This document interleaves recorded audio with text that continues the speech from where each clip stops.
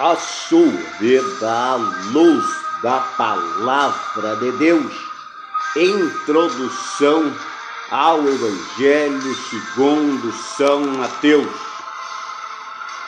Os antepassados de Jesus e o seu nascimento, capítulo de número 1 e capítulo de número 2. A visita dos magos, capítulo de número 2. A fuga para o Egito, capítulo de número 2. A matança dos meninos, capítulo de número 2. O retorno a Nazaré, capítulo de número 2. O trabalho de João Batista, capítulo de número 3. O batismo de Jesus, capítulo de número 3. A tentação de Jesus, capítulo de número 4. O sermão do monte, capítulo de número 5 a capítulo de número 7. A cura de 2 cegos, capítulo de número 9. A parábola do joio, a parábola do tesouro, a parábola da pedra, a parábola da rede, capítulo de número 13. Jesus caminha sobre a água, capítulo de número 14. O dinheiro do tributo, capítulo de número 17. A parábola do credor incompassivo, capítulo de número 18. A parábola dos trabalhadores da vinha, capítulo de número 20. A parábola dos 2 filhos, capítulo de número 21. Judas e as 30 peças de prata, capítulo de número 23. A parábola das bodas do filho do rei, capítulo de número 22. Parábola das 10 virgens, capítulo de número 25. A parábola dos 10 talentos, capítulo de número 25. A parábola das ovelhas, capítulo de número 25. A devolução das 30 peças de prata, capítulo de número 27. O sonho da esposa de Pilatos, capítulo 27. A ressurreição de Jesus e suas aparições, capítulo 28. O suborno dos soldados, capítulo 28. O terremoto, capítulo 28. E a grande comissão, capítulo de número 28. Livro escrito por o Mateus.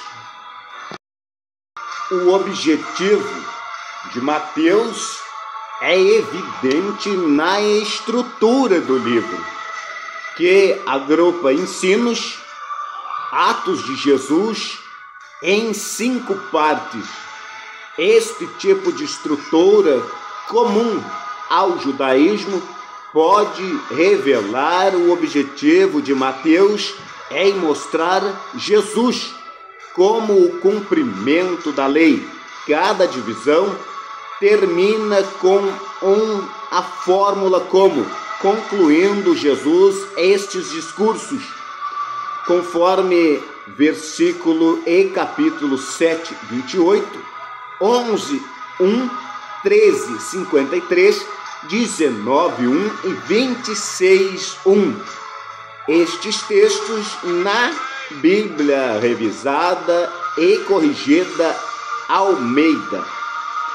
No prólogo, Mateus, capítulo 1, do versículo 1 ao capítulo 2, versículo 23, Mateus mostra que Jesus é o Messias ao relacioná-los às profecias feitas a Abraão e Davi.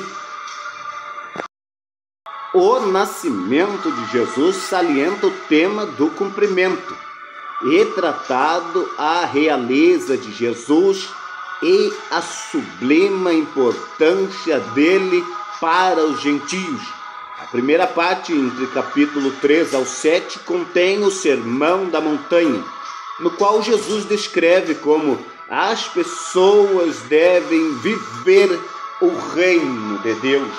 Na segunda parte, no capítulo 8, ao verso 1, ao capítulo 11, também verso 1, reproduz as instruções de Jesus aos discípulos quando ele os enviou para a viagem missionária. A terceira parte, entre o capítulo 11, verso 2 ao capítulo 13, verso 52, registra várias controvérsias nas quais Jesus estava envolvido e 7 parábolas descrevendo algum aspecto do reino do Pai. No discurso aborda também uma conexão com a resposta à humanidade necessária. A quarta parte, entre o capítulo 13, verso 53 e capítulo 18, verso 35, o principal discurso aborda a conduta dos crentes dentro da sociedade cristã, capítulo 18. A quinta parte do judaísmo, no capítulo 19,